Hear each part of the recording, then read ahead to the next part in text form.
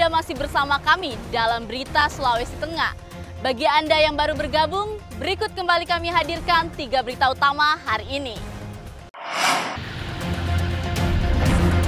Tim gabungan Polri dan TNI melakukan razia tempat hiburan malam di Kabupaten Morowali Utara.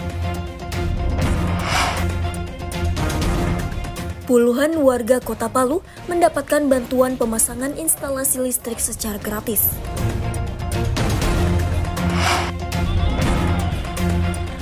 Sebanyak 12 peserta mengikuti lomba perahu tradisional di muara Sungai Buol.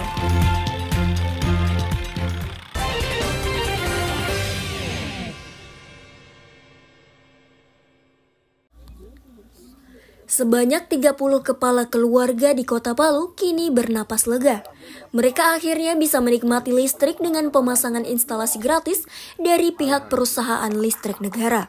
Selama ini, puluhan warga yang tinggal di pelosok kota dan ekonomi lemah ini tidak bisa menikmati listrik karena terkendala biaya. Bantuan listrik ini sebagai upaya meningkatkan rasio elektrifikasi di tahun 2024. Puluhan warga ini mendapatkan bantuan listrik berupa pemasangan instalasi dan KWH meter dengan aliran listrik bertegangan 900 volt ampere. Para masyarakat mengaku terbantu, apalagi selama ini listrik merupakan salah satu kebutuhan pokok. Fauzan Arif, salah satu penerima bantuan, mengaku bersyukur akhirnya memiliki listrik mandiri. Dia merupakan salah satu penerima dari Kelurahan Silae, Kecamatan Ulujadi, Kota Palu. Alhamdulillah sangat bersyukur sekali dan sangat mengapresiasi terhadap kerja dari PLN dan pemerintah serta pihak-pihak yang mempermudah bantuan ini karena memang kebutuhan di sini sangat mendesak untuk listrik. Oleh karena ini setelah adanya listrik ini mudah-mudahan warga menjadi tenang.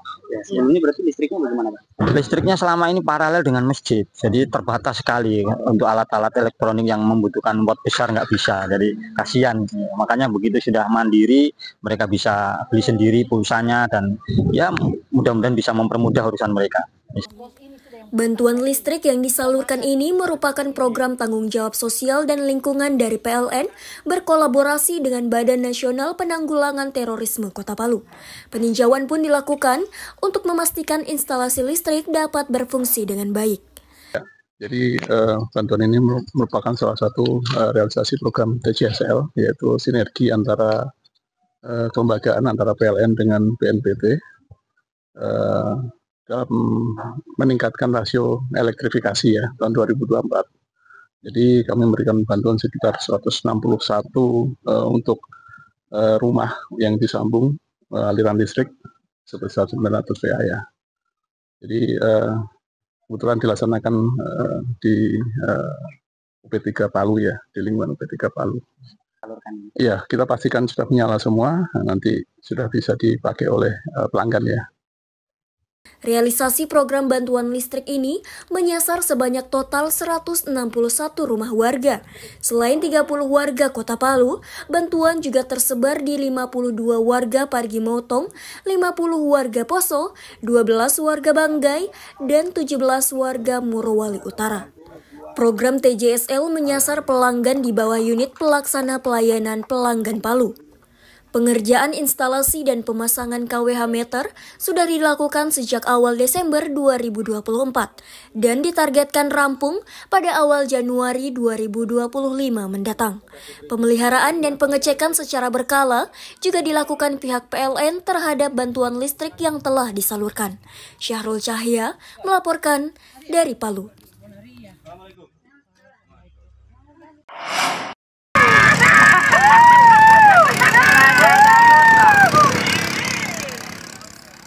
Sebanyak 12 peserta dari berbagai kecamatan di Kabupaten Buol meramaikan lomba perahu tradisional Minggu sore. Lomba bertajuk Festival Sungai Buol ini selain memperebutkan hadiah dan bonus, sekaligus melestarikan budaya lokal dan hiburan bagi warga menjelang pergantian tahun. Lomba perahu tradisional yang berlangsung sejak Sabtu pagi ini digelar di muara Sungai Buol. Ada 2 kelas yang diperlombakan, yakni Katinting 13 PK Standar dan Katinting 13 PK Underbone. Ratusan warga Kabupaten Buol dengan antusias menyaksikan lomba tersebut. Pemerintah Kabupaten Buol menekankan jika lomba perahu tradisional tersebut tidak hanya sekadar hiburan bagi masyarakat, tapi juga bisa dijadikan bagian destinasi wisata di Kabupaten Buol. Festival Sungai Buol tersebut diharapkan bisa menjadi agenda tahunan dan menarik minat wisatawan untuk berkunjung ke Buol. Ya, kegiatan ini kan rangkaian daripada Festival Sungai Buol. Memang hal ini kita akan lakukan setiap tahun. Mungkin hari ini kita masih dalam taraf lomba perahu. Insya Allah ke depan kita akan bagaimana memanfaatkan Kuala Buol ini bisa kita tingkatkan di bidang pariwisatanya dan kegiatan-kegiatan lain yang bisa menarik wisatawan-wisatawan untuk datang ke Buol.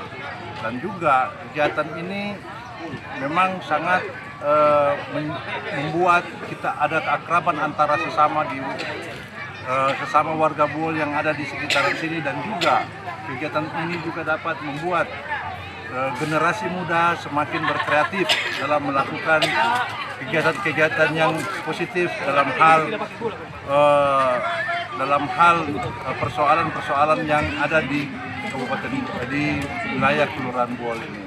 Lomba perahu tradisional tersebut mendapat animo tinggi dari masyarakat. Mereka tidak hanya datang ikut berlomba, tapi juga menyaksikan hiburan adu cepat perahu tersebut. Termasuk perahu, mesin, kita sudah cek semua harus normal kan semuanya. Kalau mesin ada perubahan atau tidak? Ada yang dirubah tidak? Kalau untuk mesin ada standar ya, karena memang khusus standar aja kan. Meski hadiah yang disiapkan panitia tidak terlalu besar, namun para peserta tetap bersemangat mengikuti lomba. Mereka mempersiapkan perahu dan latihan dengan sebaik mungkin agar bisa menjadi pemenang. Syamsuddin Tobone melaporkan dari Buol. Moderasi beragama harus terus dijaga di Kota Palu. Salah satunya dengan melakukan aksi bakti sosial berupa bersih-bersih rumah ibadah. Kegiatan ini melibatkan pegawai dan puluhan warga dari lintas agama, seperti yang dilakukan di Vihara Karunadipa, Kota Palu. Kegiatan bakti sosial kali ini diinisiasi Kementerian Agama Kota Palu dengan melibatkan pegawai dari Kemenak bersama umat Buddha yang tinggal di sekitar wihara. Mereka berbagi tugas membersihkan seluruh halaman di seputaran Vihara Karunadipa. Sampah-sampah organik berupa dedaunan kering dan sampah lainnya disapu, kemudian dikumpulkan. Mereka juga membersihkan teras hingga bagian dalam vihara yang merupakan tempat persembahyangan. Aksi bersih-bersih rumah ibadah ini merupakan agenda bakti sosial memperingati Hari Amal Bakti ke-79 Kementerian Agama. Rumah-rumah ibadah menjadi targetnya. Melalui kegiatan bakti sosial di rumah ibadah, ini akan lebih mendekatkan antara Kementerian Agama dengan para pemeluk agama. Insya Allah dengan semangat kebersamaan dan solidaritas, insya Allah kita tunjukkan bahwa Kota Palu adalah kota yang aman. Memang untuk bakti sosial itu kami programkan, itu ada di 5 rumah ibadah. Kemarin sudah kita laksanakan di masjid, di Toraja Sion, Gereja Toraja Sion. Hari ini di Vihara, besok nanti di Gereja Katolik, serta hari Minggu nanti di Pura. Bakti sosial ini juga menjadi momen silaturahmi bersama tokoh-tokoh agama yang ada di Kota Palu. Diharapkan dapat memperkuat toleransi dan semangat keberagaman antar umat beragama. Ini dari Pak Kamded ini antusias sekali, jadi kami berpikir ya salah satu toleransi antar beragama. Kami cukup senang dan bangga dari umat-umat dari Kamded bisa hadir di wihara kami.